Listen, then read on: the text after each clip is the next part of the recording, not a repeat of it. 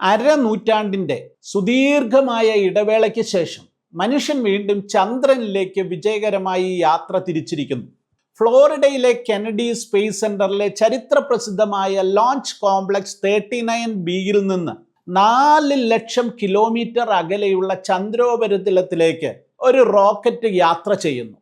Orion എന്ന പേടകത്തിലാണ് ഈ 4 ബഹിരാകാശ സഞ്ചാരികൾ ഉള്ളത്. ശാസ്ത്രം പുതിയൊരു നേട്ടത്തിൻ്റെ പടിവാതിക്കൽ എത്തി നിൽക്കുകയാണെന്ന് വേണമെങ്കിൽ നമുക്ക് പറയാം.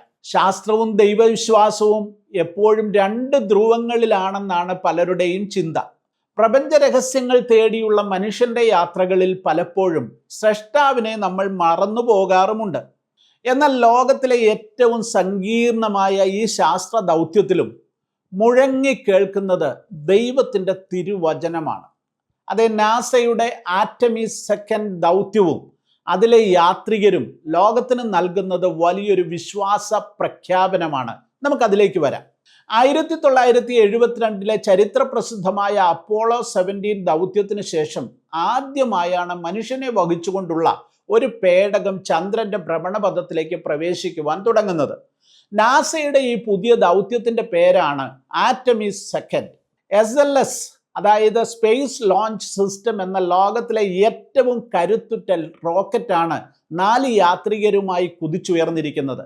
ഏകദേശം 10 ദിവസങ്ങൾ നീണ്ടു നിൽക്കുന്ന ഈ ദൗത്യത്തിൽ യാത്രികർ ചന്ദ്രനിൽ ഇറങ്ങുന്നില്ല, മറിച്ച് ഭാവിയിൽ ചന്ദ്രനിൽ ഒരു സ്ഥിരവാസം ഉണ്ടാക്കത്തക്ക നിലയിലുള്ള പരീക്ഷണങ്ങൾ നടത്തുക, ചൊവ്വയിലേക്കുള്ള യാത്രകൾ സുഗമമാക്കുന്നതിനാവശ്യമായ അടിസ്ഥാന വിവരങ്ങൾ ശേഖരിക്കുക എന്നൊക്കെയുള്ളതാണ് ഈ യാത്രയുടെ പ്രധാനമായ ലക്ഷ്യം. തികച്ചും വ്യത്യസ്തമായ പശ്ചാത്തലങ്ങളിൽ നിന്ന് വരുന്ന 4 പേരാണ് ഈ ദൗത്യത്തിലുള്ളത്. മിഷൻ കമാൻഡർ റീഡ് വൈസ്മാൻ, വനിതാ യാത്രികയായ ക്രിസ്റ്റിന കോക്ക്, കനേഡിയൻ യാത്രികനായ ജെറമി ഹാൻസൻ, ദൗത്യത്തിന്റെ പൈലറ്റായ വിക്ടർ ഗ്ലോവർ എന്നിവരാണ് ഈ ചരിത്ര യാത്രയിലെ അംഗങ്ങൾ. അപ്പോളോ കാലഘട്ടത്തിൽ ബഹിരാകാശ സഞ്ചാരികൾ പൂർണ്ണമായും അമേരിക്കക്കാരായ സൈനിക പശ്ചാത്തലമുള്ള വെള്ളക്കാരായ പുരുഷന്മാർ മാത്രമായിരുന്നു. എന്നാൽ ആർടെമിസ് ദൗത്യത്തിലേക്ക് വരുമ്പോൾ കറുത്ത വർഗക്കാരനായ ഒരാളും ഒരു വനിതയും അമേരിക്കക്കാരനല്ലാത്ത ഒരു വിദേശ പൗരനും ഈ കൂട്ടത്തിൽ ഉൾപ്പെടുന്നു എന്നത് ബഹിരാകാശ പര്യവേഷണത്തിലെ വലിയൊരു സാമൂഹ്യ മാറ്റത്തെയാണ് സൂചിപ്പിക്കുന്നതെന്ന് വേണമെങ്കിൽ പറയാം. ബഹിരാകാശത്തേക്ക് പോകുമ്പോൾ തങ്ങളുടെ കൂടെ ചില സ്വകാര്യ വസ്തുക്കൾ കൊണ്ടുപോകുവാൻ നാസ ഇവർക്ക് അനുമതി നൽകിയിട്ടുണ്ട്. ജെറമി ഹാൻസൻ തൻ്റെ ഭാര്യയ്ക്കും മക്കൾക്കുമായി ചന്ദ്രന്റെ ആകൃതിയിലുള്ള പെൻഡന്റുകൾ കരുതുമ്പോൾ, ക്രിസ്റ്റിന കോക്ക് തൻ്റെ പ്രിയപ്പെട്ടവരുടെ കൈപ്പടയിലുള്ള ചില സന്ദേശങ്ങളാണ് കൂടെ കരുതിയിരിക്കുന്നത്. എന്നാൽ ഈ കൂട്ടത്തിൽ ലോകശ്രദ്ധ നേടുന്നത് ദൗത്യത്തിൻ്റെ പൈലറ്റായ വിക്ടർ ഗ്ലോവർ ബഹിരാകാശത്ത് കൊണ്ടുപോകുന്ന ഒരു പുസ്തകമാണ്. അത് മറ്റൊന്നുമല്ല, വിശുദ്ധ വേദപുസ്തകം തന്നെയാണ്. ഇനി ആരാണ് ഈ വിക്ടർ ഗ്ലോവർ? ആർടെമിസ് സെക്കൻഡ് ദൗത്യത്തിൻ്റെ പൈലറ്റായ വിക്ടർ ഗ്ലോവർ കേവലം ഒരു ബഹിരാകാശ സഞ്ചാരി മാത്രമല്ല, അദ്ദേഹം അമേരിക്കൻ നാവികസേനയിലെ ക്യാപ്റ്റനും സർവോപരി ഒരു തികഞ്ഞ ക്രൈസ്തവ വിശ്വാസിയുമാണ്. അമേരിക്കയിലെ പ്രമുഖ പ്രൊട്ടസ്റ്റന്റ് സഭാ വിഭാഗമായ ചർച്ച് ഓഫ് ക്രൈസ്റ്റ് സഭയിലെ സജീവ അംഗമാണ് അദ്ദേഹം. തൻ്റെ കരിയറിൻ്റെ തിരക്കുകൾക്കിടയിലും ഭാര്യ ഡിയോണയോടൊപ്പം ഓരോ ഞായറാഴ്ചയും സഭാരാധനകളിൽ പങ്കെടുക്കുകയും ഒരു സൺഡേ സ്കൂൾ അധ്യാപകനായി സേവനമനുഷ്ഠിക്കുന്നതിൽ സന്തോഷം കണ്ടെത്തുകയും ചെയ്യുന്ന അനുഗ്രഹീതനായ ഒരു ദൈവ പൈതലാണ് അദ്ദേഹമെന്ന് സ്വയം തന്നെ വെളിപ്പെടുത്തുന്നു. ഇനി ആർടെമിസ് ദൗത്യത്തിലെ യാത്രികരെ ലോകത്തിനു മുമ്പിൽ പരിചയപ്പെടുത്തുന്നതിനായി നാസ സംഘടിപ്പിച്ച വേദിയിൽ വെച്ച് അദ്ദേഹം നടത്തിയ പ്രസംഗം വളരെ ശ്രദ്ധേയമായിരുന്നു. കേവലം ഒരു ശാസ്ത്രീയ പ്രഭാഷണത്തിനപ്പുറം അതൊരു സുവിശേഷ പ്രസംഗം തന്നെയായി മാറി എന്നുള്ളതാണ് രസകരമായ കാര്യം. അവിടെ വെച്ച് അദ്ദേഹം പറഞ്ഞു, ഭൂമിയിലായിരുന്നാലും ചന്ദ്രനെ വലം വയ്ക്കുന്നവരായിരുന്നാലും നമുക്ക് ഏറ്റവും അത്യാവശ്യം യേശുവിനെ കണ്ടെത്തുക എന്നുള്ളതാണ്. പാപത്തെക്കുറിച്ചും അതിൽ നിന്നുള്ള മോചനത്തെക്കുറിച്ചും വ്യക്തമായ ഒരു കാഴ്ചപ്പാടും അദ്ദേഹം തൻ്റെ പ്രസംഗത്തിൽ പങ്കുവച്ചു. പാപത്തെ മറികടന്ന് സ്വർഗത്തിലേക്ക് പോകാൻ നമുക്ക് അവസരം നൽകുന്ന ഒരു പാലമാണ്, അല്ലെങ്കിൽ ഒരു പേടകമാണ് യേശുക്രിസ്തു എന്ന് അദ്ദേഹം പരസ്യമായി പ്രഖ്യാപിച്ചു. അതായത് ഈ ഭൂമിയുടെ ഗുരുത്വാകർഷണ ബലത്തെ അതിജീവിച്ചൊരു പേടകം കുതിച്ചുയരുന്നതിൻ്റെ പശ്ചാത്തലത്തിലാണ് അദ്ദേഹം ഇത് പറഞ്ഞതെന്ന് ഓർക്കുക. സൈനിക പശ്ചാത്തലത്തിൽ നിന്നും വരുന്ന ഗ്ലോവർ അപകട സാധ്യത നിറഞ്ഞ തൻ്റെ ജോലിയെ വിശ്വാസമായി എപ്പോഴും ചേർത്ത് പിടിച്ചിരുന്നു. അദ്ദേഹം പറയുന്നു, അപകട സാധ്യതയുള്ള കാര്യങ്ങൾ ചെയ്യുമ്പോഴെല്ലാം ഞാൻ പ്രാർത്ഥിക്കാറുണ്ട്. സൈന്യത്തിൽ ഒരു ചൊല്ലുണ്ട്, യുദ്ധക്കിടങ്ങുകളിൽ നിരീശ്വരവാദികളില്ല എന്നാണത്. അതുപോലെ തന്നെയാണ് റോക്കറ്റുകൾക്ക് മുകളിൽ യാത്ര ചെയ്യുമ്പോഴും നിരീശ്വരവാദികളില്ല. 10 കണക്കിന് സ്ഫോടക വസ്തുക്കൾ നിറച്ച ഒരു റോക്കറ്റിൽ ബഹിരാകാശ യാത്ര നടത്തുമ്പോഴും അദ്ദേഹത്തെ നയിക്കുന്നത് ദൈവത്തിലുള്ള അടിയുറച്ച വിശ്വാസമാണെന്ന് ചുരുക്കം. വിക്ടർ ഗ്ലോവർ തൻ്റെ വിശ്വാസ ജീവിതത്തെ ബഹിരാകാശ യാത്രകളുമായി സമന്വയിപ്പിക്കുന്നത് ഇത് ആദ്യമായിട്ടൊന്നുമല്ല. ഏതാനും വർഷങ്ങൾക്ക് മുൻപ് രാജ്യാന്തര ബഹിരാകാശ നിലയത്തിൽ 168 ദിവസങ്ങൾ അദ്ദേഹം ചെലവഴിച്ചു. അദ്ദേഹം തന്നോടൊപ്പം ആ സമയത്തും ഒരു ബൈബിളും തിരുവത്താഴത്തിനുള്ള അപ്പവും വീഞ്ഞും കൂടെ കരുതിയിരുന്നു. ഭൂമിയിൽ നിന്നും അനേക മൈൽ ഉയരത്തിൽ ബഹിരാകാശ നിലയത്തിൽ ഇരുന്ന് അദ്ദേഹം വെർച്വലായി തൻ്റെ സഭയുടെ ആരാധനകളിൽ പങ്കുചേർന്നു. എല്ലാ ആഴ്ചയും ഞായറാഴ്ചകളിൽ തിരുവത്താഴം എടുക്കുവാൻ നാസ അദ്ദേഹത്തിന് അനുമതി നൽകിയത് അദ്ദേഹം നന്ദിയോടെ സ്മരിക്കുന്നുമുണ്ട്. സ്വർഗസ്ഥനായ ഞങ്ങളുടെ പിതാവേ, നിന്റെ നാമം വിശുദ്ധീകരിക്കപ്പെടണമേ എന്ന് പ്രാർത്ഥന പരാമർശിച്ചുകൊണ്ട് അദ്ദേഹം ഇപ്രകാരം പറഞ്ഞു, ദൈവത്തിന് നമ്മെ തൻ്റെ പദ്ധതികൾക്കായി ഉപയോഗിക്കാൻ കഴിയുമെന്ന് എനിക്കറിയാം. ഞാൻ അവൻ്റെ രാജ്യത്തിൻ്റെ ഒരു സന്ദേശവാഹകൻ മാത്രമാണ്. അവൻ്റെ ഇഷ്ടം എൻ്റെ ജീവിതത്തിൽ നിറവേറട്ടെ. ഒരു ബഹിരാകാശ സഞ്ചാരി എന്നതിലുപരി തന്നെ ദൈവകരങ്ങളിൽ സമ്പൂർണമായി സമർപ്പിച്ച ഒരു വിശ്വാസിയുടെ ഹൃദയമാണ് ഈ വാക്കുകളിൽ നമുക്ക് കാണുവാൻ സാധിക്കുന്നത്. ഇനി ആർടെമിസ് ദൗത്യത്തിലേക്ക് ബൈബിൾ കൊണ്ടുപോകുന്നത് കേൾക്കുമ്പോൾ ഇതൊരു പുതിയ സംഭവമാണെന്ന് പെട്ടെന്ന് നമുക്ക് തോന്നിയേക്കാം. എന്നാൽ ബഹിരാകാശ പര്യവേഷണങ്ങളുടെ ചരിത്രം പരിശോധിച്ചാൽ ക്രൈസ്തവ വിശ്വാസവുമായി അതിന് വലിയൊരു ബന്ധമുള്ളതായി കാണുവാൻ സാധിക്കും.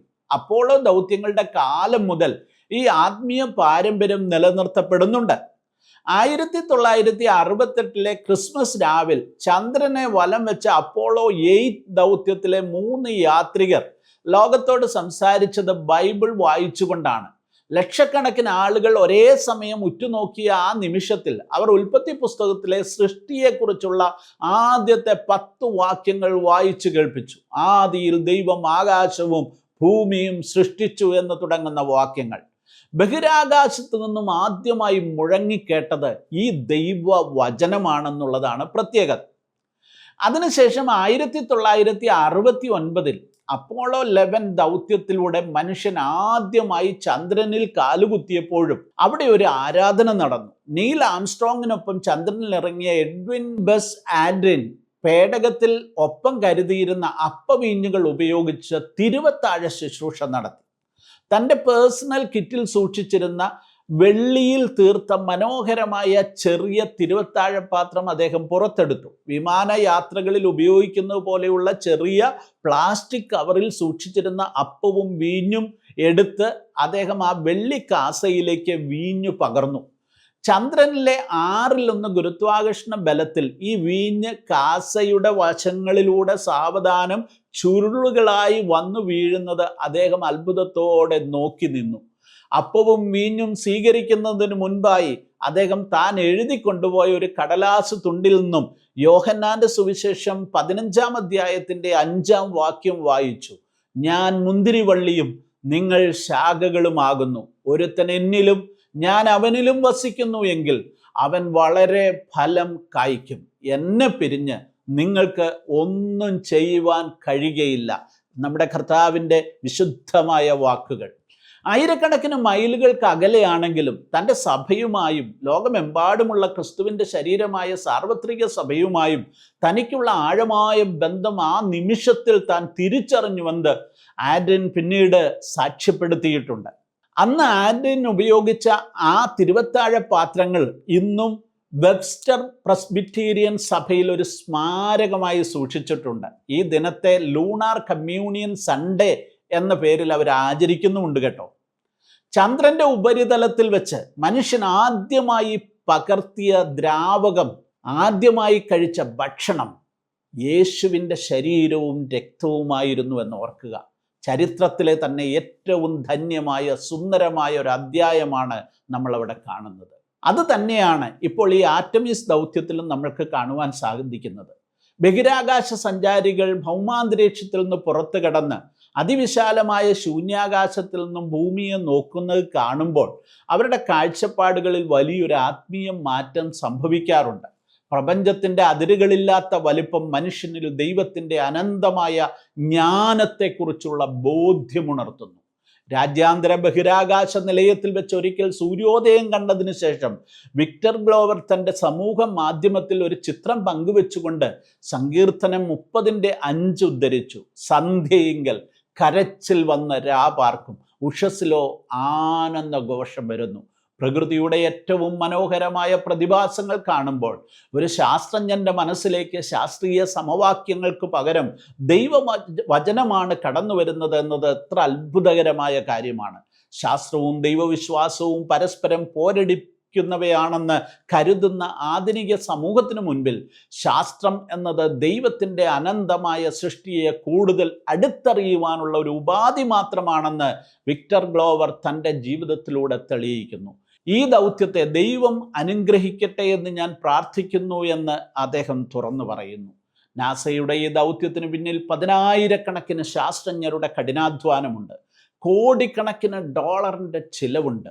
എങ്കിലും പ്രപഞ്ചത്തിൻ്റെ ശൂന്യതയിലേക്ക് പോകുമ്പോൾ മനുഷ്യൻ ഇപ്പോഴും ആശ്രയിക്കുന്നത് സർവശക്തനായ അദൃശ്യനായ സൃഷ്ടാവിനെയാണ് എന്നത് ഈ ദൗത്യം നമ്മുടെ മുൻപിൽ തെളിയിച്ചു കാണിക്കുന്നു.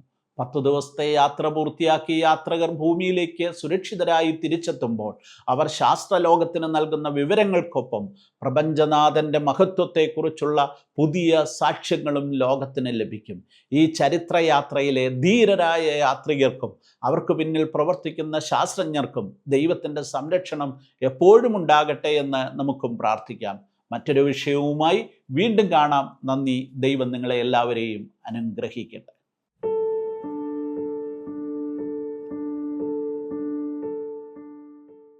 നിങ്ങളുടെ മക്കൾക്ക് വിവാഹപ്രായമായോ? ഹല്ലേലൂയ മാട്രിമോണിയൽ നിങ്ങളെ സഹായിക്കുന്നു.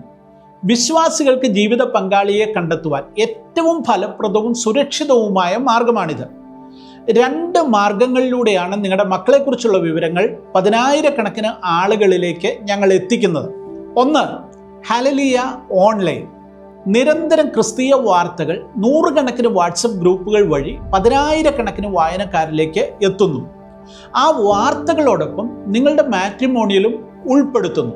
2, കഴിഞ്ഞ 30 വർഷമായി പ്രസിദ്ധീകരിക്കുന്ന ഹല്ലേലൂയയുടെ പ്രിന്റ് എഡിഷൻ ഉണ്ട്. ആ പ്രിന്റ് എഡിഷനിലും ഈ മാട്രിമോണിയൽ അതുപോലെ തന്നെ ഉൾപ്പെടുത്തുന്നു. ഈ 2 മാർഗങ്ങളിലൂടെ 10,000-കണക്കിന് വായനക്കാരിലേക്ക് വളരെ പെട്ടെന്ന് നിങ്ങളുടെ മാട്രിമോണിയൽ എത്തുമ്പോൾ ആലോചനകൾ നിങ്ങളെ തേടി വരും. അതിൽ നിന്ന് ഏറ്റവും അനുയോജ്യമായത് പ്രാർത്ഥനാപൂർവം നിങ്ങൾ തിരഞ്ഞെടുത്താൽ മാത്രം മതിയാകും. അതുകൊണ്ട് വൈകണ്ട. ലോകത്തിൻ്റെ ഏത് കോണിലിരുന്നാണെങ്കിലും നിങ്ങൾക്ക് രജിസ്റ്റർ ചെയ്യാം. ഈ സ്ക്രീനിലുള്ള ഫോൺ നമ്പറിലേക്ക് നിങ്ങളുടെ മക്കളുടെ ബയോഡേറ്റയും ഫോട്ടോയും അയയ്ക്കുക. ഇന്ന് തന്നെ രജിസ്റ്റർ ചെയ്യുക. എത്രയും വേഗം നിങ്ങളുടെ മക്കളുടെ വിവാഹം നടക്കട്ടെ എന്ന് പ്രാർത്ഥിക്കുന്നു.